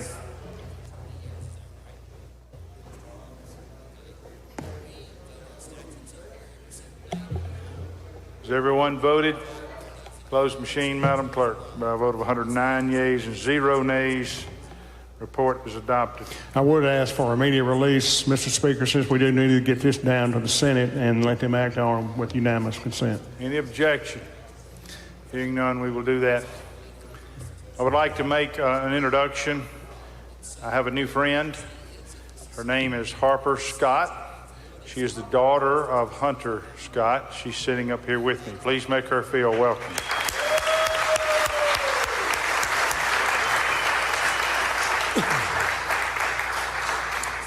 All right, next item. Mr. Speaker, I'd like to go to the supplemental calendar number 1 today. House Bill 1792. Call that up and recognize the gentleman from Lamar to explain that bill and make a usual motion. Gentleman calls the bill up. Moves the rules be suspended. Bill considered and gross read the third time. Placed on final passage. All in favor say aye. Opposed nay. The ayes have it. Gentleman from Lamar is recognized. Thank you, Mr. Speaker. House Bill 1792 is simply the funding mechanism for House Bill 1786, which we passed through the House the other day. That would be the distance learning COVID-19 bill that we all passed earlier this week. Simply would call for the transfer of $200 million into the fund, which can then be expended through the grant process described earlier in the original bill. That's a brief explanation of House Bill 1792. Any questions on the bill? I don't see any. Open the machine, Madam Clerk. If you favor the bill, House Bill 1792, vote aye. If you're opposed, vote nay. Has everyone voted? Has everyone voted? Close the machine, Madam Clerk. By a vote of 111 yeas and 0 nays, the bill passes. Next item. Mr. Speaker, with the consent of the House, I'd like to drop down to item number 4. Our gentleman that's going to be handling that bill needs to leave and call that bill up, number 1793, House Bill 1793, and make the usual motion. Okay, gentleman's gone now to the rules calendar, ladies and gentlemen. So I'm found on page 9 of your calendar. House Bill 1793, item 4. Gentleman calls the bill up, moves the rules to be suspended. Bill considered and gross read the third time, placed on final passage. All in favor say aye. Opposed nay. The ayes have it. Gentleman's recognized. Mr. Speaker, I'd like to recognize the gentleman from Jones to handle the next 2 bills. Gentleman Jones recognized to present the bill. Thank you, Mr. Speaker, Mr. Chairman.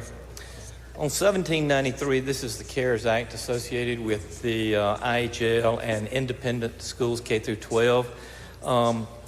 If you've got the bill, Section 2 just has some definitions of what the eligible expenses are for these CARES funds, such as training for professional development and faculty, sanitizing supplies, technology associated with online learning, and the purchase of some PPEs. If you look at Section 3, this is actually the meat of the bill. This is where the money for each one of the public and independent schools is at. This money will be administered for the community colleges and the 4-year universities through the Post-Secondary Education Board. This is the maximum reimbursement that will be allowed. What they will actually have to do is submit an expense report to the Post-Secondary Education Board for the expenses that they incur, and then they will be reimbursed up to whatever this maximum amount is. The total expense for the 4-year colleges is $38,687,556. The total expense for the two-year community junior colleges is $50,155,062. And the reason it's a little bit more is simply because the Community College Board bought a program for all the colleges to use for their distance learning. And then the total for the independent K through 12 schools is $10 million, for a total expense of $98,842,618, and the independent schools will be administered through the MDA. Mr. Speaker, that is a summary of the bill. If there are any questions. Questions on the bill? I don't see any. Open the machine, Madam Clerk. Question occurs on House Bill 1793. If you favor the bill, vote aye. If you're opposed, vote nay. Has everyone voted? Close the machine, Madam Clerk. By vote 111 yeas, 0 nays, bill passes. Next item. Mr. Speaker, I'd like to call up bill number 1794 and make the usual motions. Gentleman calls the bill up, moves the rules be suspended. Bill considered and gross read the third time, placed on final passage. All in favor say aye. Opposed, nay. The ayes have it. Gentleman's recognized. Thank you, Mr. Speaker. This is just a bill that transfers the money. It's the appropriations bill that goes along with that transfers $88,842,618 from the contingency fund over to the post-secondary education fund, and then $10 million over to MDA for their use. Questions on the bill? I don't see any. Open the machine, Madam Clerk. Question occurs on House Bill 1794. In favor of the bill, vote aye. If you're opposed, vote nay. Has everyone voted? Close the machine, Madam Clerk. I vote 112 yeas, 0 nays. The bill passes. Next item. Mr. Speaker, I'd like to go to item number 2, House Bill 1790. Call that bill up and make the usual motion. The gentleman calls the bill up, moves the rules be suspended. Bill considered and gross read the third time, placed on final passage. All in favor say aye. Opposed, nay. The ayes have it. I ask that you recognize the lady from Lincoln to explain the next 2 bills. The lady from Lincoln, recognized, present the bill. Thank you, Mr. Speaker. Mr. Chairman, I want to bring up House Bill 1790. This is a bill to help our museums in the state. They've been shut down. We need to help them reopen, and we have provided some money in order for them to be able to do that, where your families can start going to museums and feel safe. So this bill creates the nonprofit Art Museums Recovery Fund as special funds in the state treasury. Money in this fund will be used by DFA and must be reimbursed to comply with the guideline rules, regulations, and other criteria, as may be amended from time to time. So we have put many museums on here. There's money going to the Mississippi Museum of Art in Jackson, the Walter Anderson Museum in Ocean Springs, the Lauren Rogers Museum in Laurel, Mississippi Arts and Entertainment in Meridian, the O'Keeffe Museum of Art in Biloxi, the Elvis Presley Birthplace, Orrin Dunn Museum in Tupelo, the Heritage House, which is in several locations in the state, the Music Museum in Hazelhurst, and the Freedom Museum in Canton. And this is money for them to have supplies to clean and make sure that we are ready to open and get our tourism back going. That's my explanation of the bill. Questions on the bill. Gentleman from Washington, Mr. Hine. Thank you, Mr. Speaker. Gentlelady Yield? Yes. Can you go through that list one more time? Because I didn't hear anything in the Delta. And I know we got museums in the Delta. I know we got the B.B. King Museum. I know we got the Blues Museum in Clarksdale. I know we got Gentlemen, the Grammy Museum. Can I interrupt you to tell you one thing? I have a list of museums on an extra list, and if you will give me those, I will put them on there. This bill kind of happened quickly and unexpectedly. I had people come to me and ask me for help and open. I'll be more than happy to put yours on there. All right, thank you. Yes, sir, but I need that pretty quick. Oh, it's coming. All right. Gentleman from Hines, Mr. Dortch. Gentleman from Hines, Mr. Bell. What is this list? You said you had a list already? I have what's in the I'm bill. sorry, Gentlelady, will you yield? I apologize. Yes, sir. I would be happy to. I have what's already in the bill, but I also have another list of people that want to add, so they will be able to have this as well. If you have a museum, I'll be happy to put it on this list going to the Senate, All right, so they you. can amend it over there. Okay, thank you. Gentleman from Covington, Mr. Sanford. Lady Yield, Yes, sir. does this take into consideration whether these museums received any PPP loan or? That will be included. Okay, So that people are able to start going back to these museums in order to be able to feel safe. Well, what I mean is if they, for example, if they received PPP loan, if they were able to receive a state grant, which I don't know that they would have been eligible, but if they did, would that be reduced from the amount that they're receiving under No, this? sir. Okay, thank you. Gentleman from Marshall, Mr. Faulkner. Passes. I don't see any further questions. Open the machine, Madam Clerk. Question occurs on House Bill 1790. If you favor the bill, vote aye. If you're opposed, vote nay. Everyone voted. Close the machine, Madam Clerk. I vote 102 yeas and 4 nays. The bill passes. Next item. Thank you, Mr. Speaker.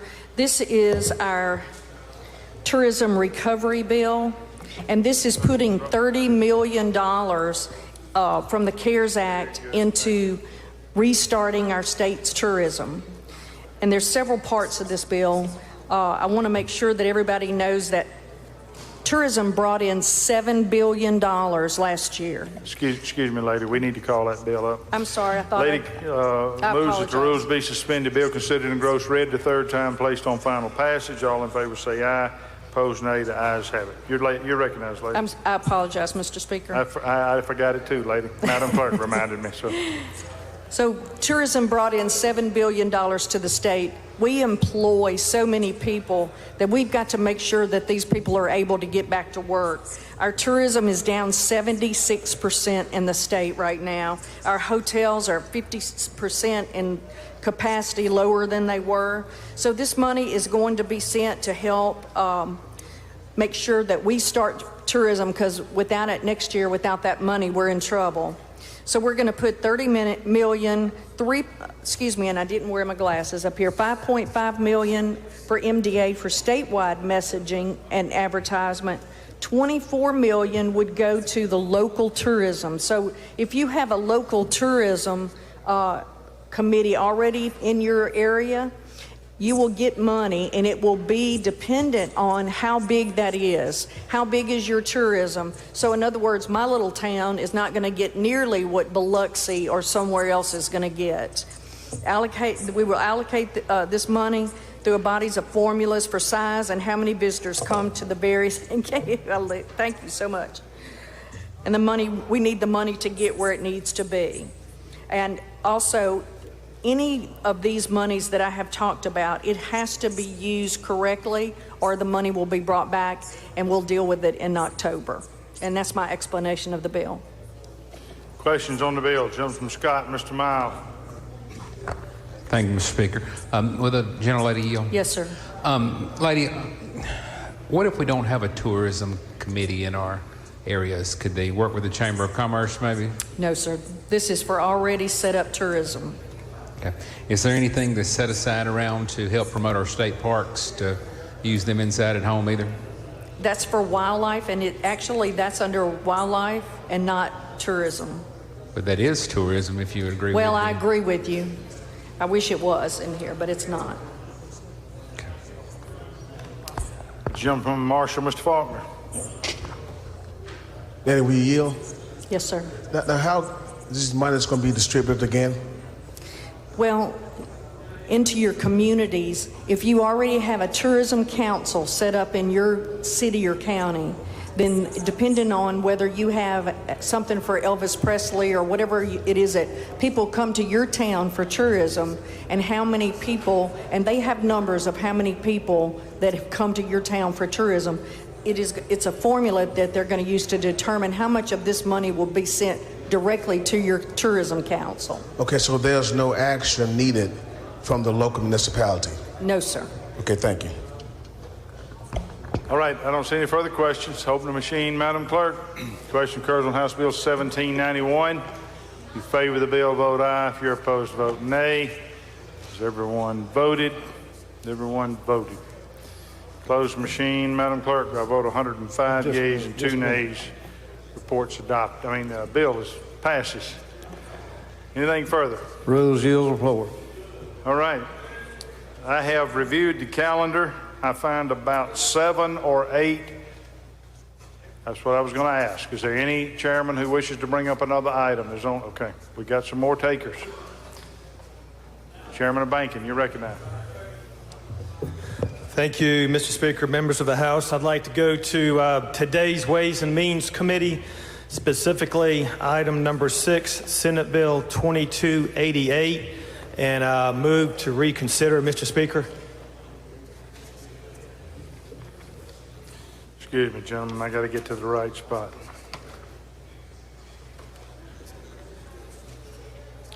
You say item 6, 2288? Yes, sir, on the Ways and Means calendar. All right. Motion is to recommit. Is that correct? That's correct. All right.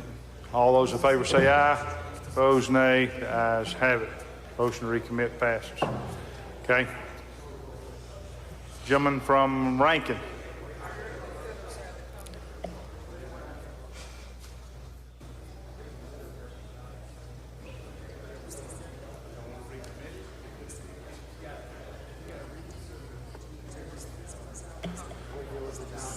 Okay, we kind of got ahead of ourselves there. Motion, I didn't realize that one had already passed. So we got to reconsider the vote. The motion is to reconsider the vote whereby Senate Bill 2288 passed. All those in favor say aye. Opposed, nay. The ayes have it. Now the motion is to recommit. All those in favor say aye. Opposed, nay. Ayes have it. Now the bill has been recommitted. Gentleman from Rankin. Chairman of Public Property.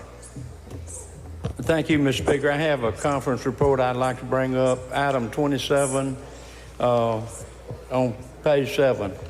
Okay, item 27. Gentlemen, I'm sure that one's already been passed. Hey, I'm looking at the wrong thing. I think it's on 28. Item 28? Yes, sir. Senate Bill 2277. Yes, sir. You're recognized. Thank you, Mr. Speaker. The conferees agreed to the exact language that we had in House Bill 768. There were no changes. And if there's no questions, I ask that we approve the conference report. Questions on the bill? Gentleman from Lauderdale? Okay, he passed. All right, I don't see any. Open the machine, Madam Clerk. Question occurs on the conference report, Senate Bill 2277. If you favor the report, vote aye. If you're opposed, vote nay. Has everyone voted? Closed machine, Madam Clerk. I vote 107 yeas, 0 nays. Report is adopted. Next item, Chairman of Military. Thank you, Mr. Speaker. I'd like to call up item 44, Senate Bill 2821, the conference report. Ladies and gentlemen, I'd like to call that up and make a usual motion. Yes, sir. You're recognized to present the report. Thank you, Mr. Speaker. This is a bill we worked on in Military Affairs and also Judd A. I would like to thank the gentlelady from Judd A for weighing in on this and getting some language that satisfied her committee. If you look at lines 26, 27, and 28, it does that through 33. That does satisfy the both committees and the Senate dealing with the venue of a restraining order in the military and civilian courts. If you'll go on to lines 110 and 111, ladies and gentlemen, 2 years ago, we inadvertently, when we done the hybrid and battery-powered cars, the assessment of a fee for using those on our roads and bridges, we inadvertently took the 100% disabled veterans. That code section was not pushed forward for 100% disabled veterans. So for 2 years, when they go to get their car tags, they've been paying this assessment. I think it's unfair. I think they 100% military disabled veterans should get their car tags free, and we have been doing that in the past. To give you a fiscal note, I'll have that in the morning, first thing, from Stacy Pickering, Chair of Veterans Affairs Administration, but he tells me it's less than 25 statewide. So we can help 25 disabled veterans by doing this. And with that being said, Mr. Speaker, I'll take any questions. Questions? Gentleman from Washington, Mr. Hine. Thank you, Mr. Speaker. Gentleman Yield? Yes. Yes, sir. So, are we doing this 100%? Right now, I talked to the Senate side, and that's a starting point. We're going to work with Stacy Pickering's office, and maybe next year in January, if you'll come, you and I can work together to get some of the lowered percentages. But the number of battery and hybrid cars with disabled veterans is probably very few in the state, but they just slipped through the cracks when we passed that legislation applying that assessment to those car tags. This starts with 100% only, but we can go down, we can work on that in January, Mr. Chairman, we'll come back. Well, thank you, Mr. Chairman. I appreciate that. All right, I don't see any further questions. Open the machine, Madam Clerk. Question occurs on the conference report, Senate Bill 2821. If you favor the report, vote aye. If you're opposed, vote nay. Has everyone voted? Close the machine, Madam Clerk. By vote 111 yeas and 0 nays, report passes. Gentleman from Grenada. Thank you, Mr. Speaker. Call up item 7, House Bill number 685. Move to adopt the conference report. You're recognized. Recognize the gentleman from Harrison to give the report. Gentleman from Harrison is recognized. Thank you, Mr. Speaker. Thank you, Mr. Chairman. House Bill 685 clarifies the conditions under which county jails may house offenders. It also extends a repeal date to July 1st, 2024, and establishes a deputy commissioner for programs, lends flexibility to transitional housing, and provides deputy commissioners with peace officer status. I'll take you through the bill really briefly. Section 1 is going to allow for a sheriff or the board of supervisors to request that an inmate that is sentenced within their county can serve their sentence in their county jail. Section number 2 is where the repealer is. Again, that's to July of 2024. Section number 7 establishes a commissioner for programs. This is going to include education, reentry, vocational rehabilitation services, and he or she will initiate and administer the programs for. In Section 8, we're going to leave the mandatory transitional beds at 100, but we're going to allow the flexibility for up to 800 transitional beds if needed by the Department of Corrections. Finally, Section 9 clarifies that the county shall reimburse by the Department of Corrections at the prescribed rate under Section 47.5-901. This concludes an explanation of the bill, Mr. Speaker. Questions on the bill? I don't see any. Open the machine, Madam Clerk. Question occurs on House Bill 685. If you favor the bill, vote aye. If you're opposed, vote nay. Has everyone voted? Has everyone voted? Close the machine, Madam Clerk. By vote 108 yeas, 0 nays, reports adopted. Local and private has an item. Thank you, Mr. Speaker. I'd like to go to item number 1 on the local and private in conference and bring up Senate Bill 2905. You're recognized. Thank you. Senate Bill 2905 is the City of Hattiesburg, the Hattiesburg Area Tourism Commission. This is a Senate bill. When it first came to us, the Senate had some floor amendments that had been added on the floor of the Senate. Got down here, we were uncomfortable with some of those amendments. We did a strike all, went back to the original language. We sent it back down there. They have agreed to our language we put back in the bill with one exception. We had a 2024 repeal date. They have asked for a 2022 repeal date to give them time to work out some of the issues that they had with the amendments initially it's actually between Lamar County and the City of Hattiesburg relative to the Tourism Commission. And that's an explanation of the bill. Questions on the bill? I don't see any. Over the machine, Madam Clerk. Question occurs on Senate Bill 2905. You favor the report, vote aye. If you're opposed, vote nay. Has everyone voted? Closed machine, Madam Clerk. By a vote of 105 yeas, 0 nays, report is adopted. Chairman of Workforce has some items he wishes to take up. Thank you, Mr. Speaker. Senate Bill 2563, item 36. I'd like to call that up. Yes, sir. You're recognized. Ladies and gentlemen, this is a bill. It's called the Incentive and Transparency and Prosperous Mississippi Act. It puts some language that puts a little bit more oversight on MDA as far as loans over $5 million or grants over $5 million. And that's an explanation of the bill. Questions on the report? I don't see any. Over the machine, Madam Clerk.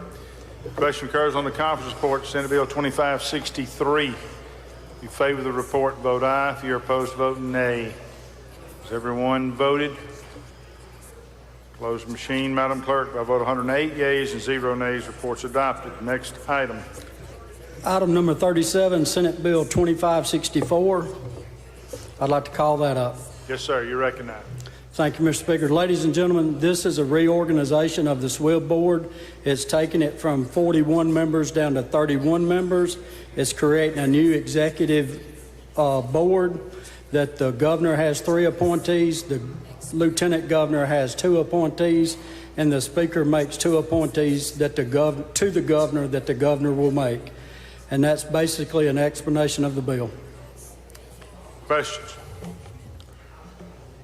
I don't see any. Open the machine, Madam Clerk. Question occurs on the conference report, Senate Bill 2564. In favor of the report, vote aye. If you're opposed, vote nay. Has everyone voted? Closed machine, Madam Clerk. By a vote of 111 yeas and 0 nays, the report is adopted. Is there any other chairman that has an item they wish to take up today? I think we've covered almost all of them except a few for corrections. I don't see anyone seeking any further recognition. Announcements, Mr. Clerk. Announcements, Madam Clerk.